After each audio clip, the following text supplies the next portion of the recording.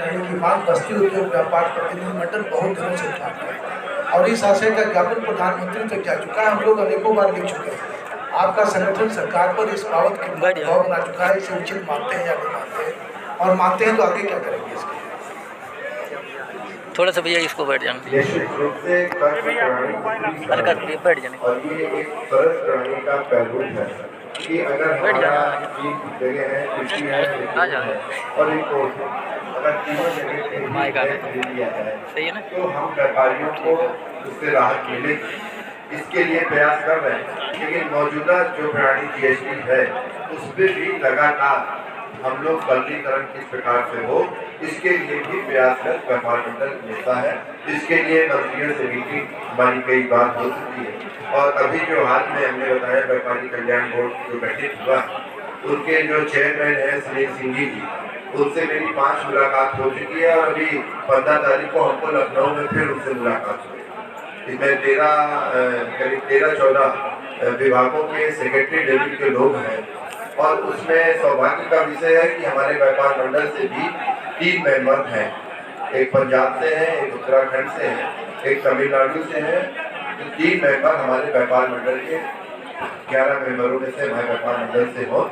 हमारा उस दिशा में प्रयास कर रहा है कि टैक्स की प्रणाली जितनी सरलीकरण हो सके व्यापार मंडल के लिए। अच्छा, नगर पालिका का जो लाइसेंसीकरण है व्यापार के लिए, उस पर आपका क्या कहना है, जो टैक्स वसूला जा रहा है के लिए किया जा रहा है? निश्चित रूप से हमारी प्रायोरिटी में है कि नगर निगम का, नगर पालिका का जो टैक्स है वो पूरे प्रदेश में यहाँ समान है। और ये तो मोदी जी की जो परिकल्पना है, एक राष्ट्र एक टैक्स, जैसे मंडी है, नगर पालिका है, ये उसको धूमिल कर रहा है। मंडी है, मंडी उत्तर प्रदेश में 1.5% है, बिहार में है नहीं, दिल्ली में है नहीं, मध्य प्रदेश में 0.5% है। तो इस प्रकार से मंडी हो चाहे नगर पालिका हो, ये टैक्स जो मोदी जी की परिकल्पना एक राष्ट्र एक टैक्स है, उसको भी फॉलो नहीं कर रही है। हम सब लोग उसके लिए प्रयास कर रहे हैं कि पूरे देश में एक समान या तो मंडी टैक्स हो या पूरे देश से मंडी टैक्स खत्म।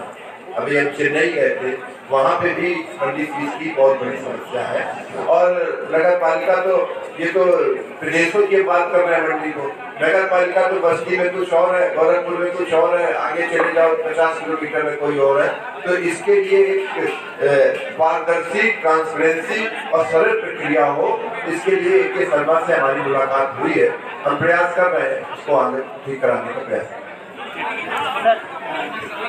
सर, मैंने देखा, बैट को देखा या DI को देखा, श्याम बिहारी मिश्रा जी के आंदोलन को देखा, मैंने गोरखपुर में आके प्रेस कॉन्फ्रेंसों को मैंने अटेंड किया उनका। मैं व्यापार कुंभ से जानना चाह रहा हूँ कि आज क्या परिस्थितियाँ बनती हैं कि आज GST से व्यापारी परेशान है, ऑनलाइन व्यापार से परेशान है और तमाम परेशानियाँ को अपमानी है, फिर क्यों उस तरह के आंदोलन नहीं हो पा रहे हैं? आज क्या कर रहे हैं? देखिए, अभी GST की नोटिसों को लेकर प्रदेशव्यापी नोटिस हमने ज्ञापन देने का काम किया। समय समय पे जो अभी हमने कहा दाल में स्टॉक लिमिट लग गई थी, उसके लिए व्यापार मंडल ने पूरा आंदोलन किया, काम किया, उसमें हमको सफलता मिली। समय समय पे जिस प्रकार की समस्याएं आती हैं, व्यापार मंडल उनको प्लेटफॉर्म पे उठाने का काम करता है। एक बात तो निश्चित है कि ये सरकार थोड़ी संवेदनशील है और हमको बुलाने का भी काम करती है, हमसे वार्ता भी करती है। अगर कहीं संवाद में कोई कमी हो तो जाकर के हम सब लोग आंदोलन करने की राह भी प्रजातांत्रिक तरीके से हमारे पास वो रास्ते खुले हैं और हम सब लोग करते हैं। लेकिन अगर सरकार के नुमाइंदे हमसे बात कर रहे हैं और हमें लगता है, जैसे हमने पीयूष गोयल जी से ऑनलाइन के विषय में समय मांगा, उन्होंने समय दिया, आधे घंटे तक वार्ता की। अब हम लोग केवल इसलिए करें कि नहीं साहब धरना प्रदर्शन करना है, ये भी उचित नहीं है। हमें जब जरूरत पड़ेगी कि नहीं सरकार हमारी नहीं सुन रही है, तो व्यापार मंडल ये भी करने में पीछे नहीं हटेगा। आपके संगठन की बात मैं नहीं कर रहा हूँ, जो भी संगठन है आज भारत में, वो भी शिथिल पड़े हुए हैं। नहीं, ऐसी तो शिथिलता हमारे संगठन में तो है नहीं। बाकी संगठन क्या करे हुए हैं हमें, और बाकी और संगठन के बारे में हमको जानकारी नहीं है। इस जहाँ तक हम अपने संगठन की बात है, हमारा लगातार सरकार के बीच में संवाद चल रहा है। हम उसके लिए प्रयास करते हैं, कई चीज़ों में प्रयास हमको सफलता मिली है। अब देखिए हमारा भामा शाह की जन्म जयंती पे उन्होंने घोषणा कर दी है, तो हम जबरदस्ती इसमें क्या करें।